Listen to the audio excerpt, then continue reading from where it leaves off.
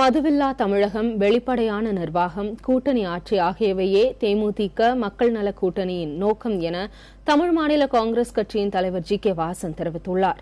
தேர்தல் உறுதிமொழி என்ற பெயரில் 43 பக்கங்கள் கொண்ட தேர்தல் அறிக்கையை தமிழ் மாநில காங்கிரஸ் கட்சி வெளியிட்டுள்ளது. அறிக்கையை வெளியிட்டு பேசிய ஜி.கே. வாசன், தங்கள் கூட்டணி ஆட்சிக்கு வந்தால் விவசாயம், கல்வி, வேலைவாய்ப்பு ஆகியவற்றிற்கு முன்னுரிமை அளிக்கப்படும் என்றார். மாணவர்கள் எளிதில் கல்விக் கடன் பெற நடவடிக்கை எடுக்கப்படும் என்றும் வாசன் உறுதியளித்தார்.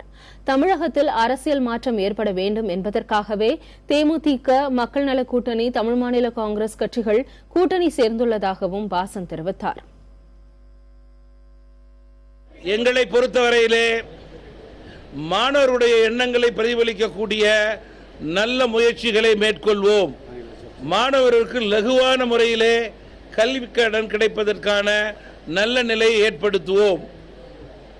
நேஷனல் வங்கியில் ஏறி இறங்காம, அவங்க வீட்டில் இருக்க அவ்வளோ டாக்குமெண்ட்ஸையும் கேட்காம சுருக்கமான முறையிலே, சுலபமான முறையிலே கல்வி கடன் கிடைப்பதற்கான முறையை ஏற்படுத்த முயற்சிப்போம்.